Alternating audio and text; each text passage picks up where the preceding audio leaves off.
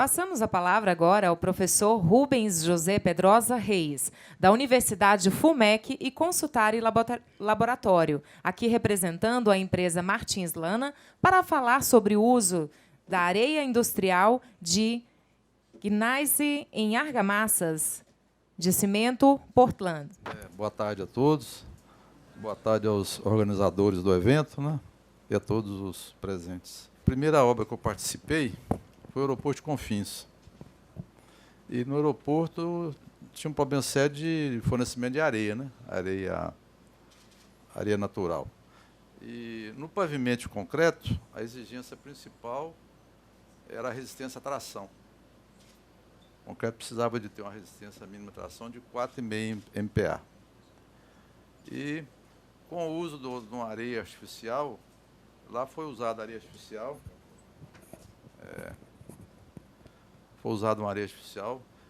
junto com areia de rio. E nós tivemos um resultado excelente. Praticamente a resistência, quer ver, vou projetar aqui. Nós tivemos aqui, ó, quando estava usando só areia de rio, a areia da região, primeiro que tinha problema de fornecimento, né, porque um fornecedor não conseguiria atender. Então passou a usar essa areia artificial, então a resistência à tração, ela chegava a 5,7, 6 MPa.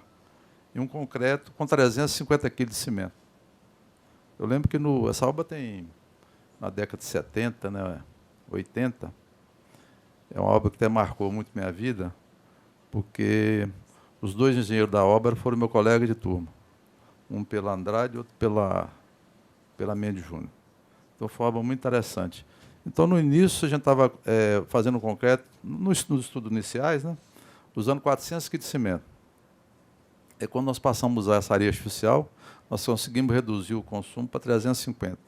Interessante, quando rompia na ruptura a tração, você observava pela aderência, a grande aderência entre a pasta de cimento e o grão de areia, pela aspereza, né, que a ruptura ocorria no grão. Então, o grão de areia trabalhava. Agora, hoje nós temos... A areia artificial está sendo muito utilizada, né? Por exemplo, nós fizemos no laboratório, a Patrimar mesmo, nós fizemos a dosagem com areia artificial, cimento, cal e areia artificial. Essa obra aqui tem até a da Marchilana projetou. Eu sempre brinco com meus alunos, o aluno falou, eu tenho muita dúvida sobre a argamassa. Eu falo, então não inventa, não. Se você tem dúvida, você não inventa. É igual um motorista que dirige mal, né? O que eu tenho que fazer? Andar devagar, né, e seguir a lei de trânsito, né? Então eu brinco o seguinte, se você tem dúvida, cimento, cal e areia, né? Eu gosto muito de aditivo, apesar de eu observar muita resistência, né, no meio aí do uso do aditivo. Às vezes você está fazendo um estudo de uma argamassa, de um concreto, você fala, nossa, se eu pudesse usar um aditivo, hein? Que beleza. Aí você liga para o engenheiro e fala, não, e se eu errar? Ou se eu errar, vai dar errado mesmo, né? Aqui, melhora muito o aditivo, né? Eu queria falar aqui um pouquinho sobre a extração dos agregados e o meio ambiente. Eu acho que nós somos devedores com a natureza, né? Com a natureza, com a criação e com Deus, né? Nós estamos destruindo, né? E nós estamos colhendo os frutos aí. Nós estamos vendo aqui, ó, quando eu fiz a minha dissertação de mestrado sobre areia artificiais, ou areia industrial, que eu fiz na Federal, aí nós fomos na região de Pedro Leopoldo e tiramos umas fotos. Então, não sei se hoje ainda é assim, né? Mas você está vendo naquela foto ali da direita, né? Quando você draga uma areia dessa, tem uma camadinha boa no fundo ali, não tem? Mais clarinha. Mas a parte de cima vem muita argila, não vem? A areia muito lavadinha também, tem que ter um pouquinho, né? Às vezes o material por dentro ajuda, mas não pode ser em excesso, né? Tá, para melhorar a coesão, né? Então, por exemplo, os agregados miúdos, quartzosos naturais, estão cada vez mais difíceis, né? Hoje aqui, principalmente na região de Belo Horizonte, né? Se estivesse fazendo uma obra lá em Ponte Nova, terra da minha esposa, né? Terra do Lana também, o Gustavo Lana. Se eu tivesse em Governador Valadares, eu teria muita areia, não teria? A minha região lá de Muriaé, lá tem o Rio Glória, Rio Muriaé, teria muita areia de rio boa, né? Mas a nossa região aqui não tem, então o aumento de consumo é muito grande, né? Nós temos deficiência de areia. Eu não estou defendendo aqui o uso da areia artificial. Às vezes é até interessante, você tem usar areia artificial, usar um pouquinho de areia de rio, né? Dá um casamento bom também, né? Mas eu penso o seguinte, quando você vai comprar uma areia, muitas vezes nós deixamos na mão do almoxarifado, não é isso? Ele compra mais barata, né? Eu acho que a areia, ela é a alma da argamassa e do concreto. Eu vou mostrar aqui depois, aqui na frente. Quando chega lá no laboratório um material para fazer a dosagem, chega lá você está fazendo um concreto, chega lá um saco de areia, um saco de brita, geralmente pouco material, né? E o engenheiro quer o traço para o dia seguinte, né, Antônio? Aí você não pode errar a mão, não, né? Então, a primeira coisa que eu faço, eu vou lá dar uma olhadinha na areia, ver se ela vai me ajudar.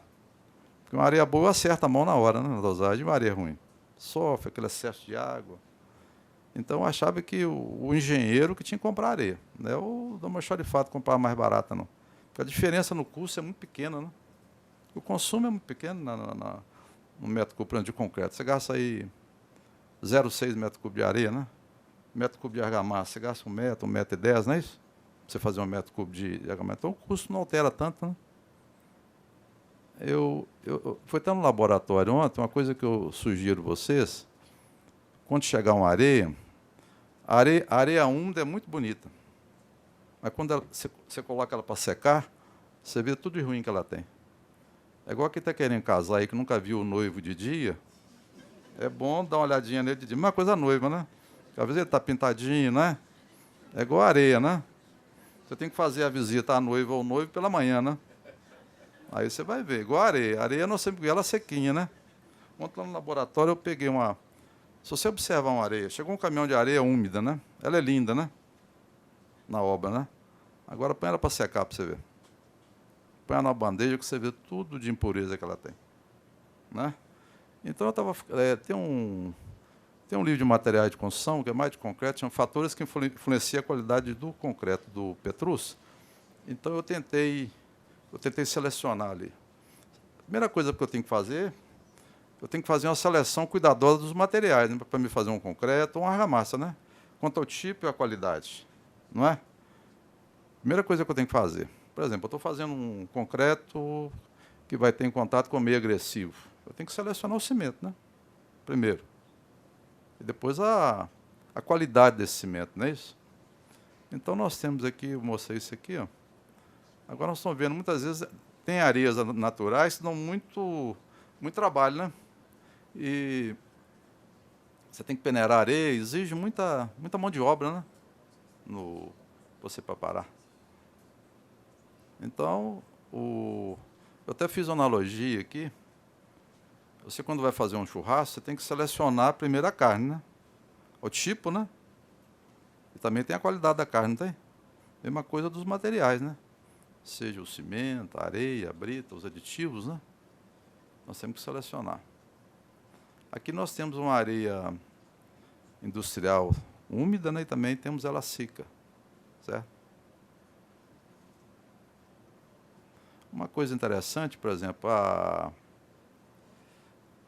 a granulometria tem muita influência na característica da argamassa, né? Eu posso ter uma areia que a granulometria é contínua, tem grano de todo tamanho. Eu posso ter uma descontínua, pode ter uma uniforme, né? A granulometria contínua é bem melhor. Ela diminui bem a retração do concreto, né? Diminui bem o consumo de água. Então, por exemplo, as areias artificiais, hoje você tem uma gama muito grande de granulometria, né? Você tem areia muito fina, você tem média, você tem grossa, então você pode compor, né? E fazer uma mistura boa. Outra coisa que nós temos que mudar, né? Eu fico vendo, a pessoa vai fazer um concreto na obra, só se usa areia e britão. A areia pode ser fina, ele manda britão. Pode ser média, manda britão. O ideal é fazer uma mistura melhor, né? Se a minha areia é fina, se eu puder usar um pouquinho de areia média ou grossa, melhora bem, né? Em vez de fazer só com brita 1, fazer com brita 0 também, né? Melhora bem o concreto. Então, a granulometria tem muita influência na característica da argamassa. Ele mostra aqui a retração, aqui, se eu fizer uma argamassa, se eu usar aquela areia padrão, a retração é 0,04%. Se eu usar uma areia fina com distribuição contínua, lá, 0,07. Então, a granulometria tem muita influência. Eu lembro quando eu fiz o meu dissertação de mestrado, eu ficava pensando, por que a gente usa areia padrão para ensaiar o cimento, né? Por quê? Qual que é o segredo da areia padrão, né? Aí eu preparei, deu um trabalho danado. Eu preparei três tipos de areia. Peguei uma areia de rio, uma areia artificial de gnais e uma areia artificial de calcário. E coloquei nas faixas da areia padrão. E eu virei esse traço, o Fábio, até lá na Supermix. Esse traço, por causa do espaço grande que vocês tinham. Eu lembro assim, quando eu estava fazendo o concreto, usando essa areia padrão, né? Mas é coisa, às vezes, até meio difícil você conseguir, né? O pessoal perguntava assim, esse concreto vai ser bombeado? Esse concreto tem aditivo? Não. Ele não tem aditivo, nem vai ser bombeado. O segredo aqui está na areia. É a granulometria da areia, né? Então, eu penso que a gente tem que trabalhar muito na granulometria, né? Do material. Tem quantos minutos? 5. Nossa, não vai dar nem para passar a sacola? Então, aqui, ó. Outra coisa, o segredo é a dosagem, né, gente? Eu tenho que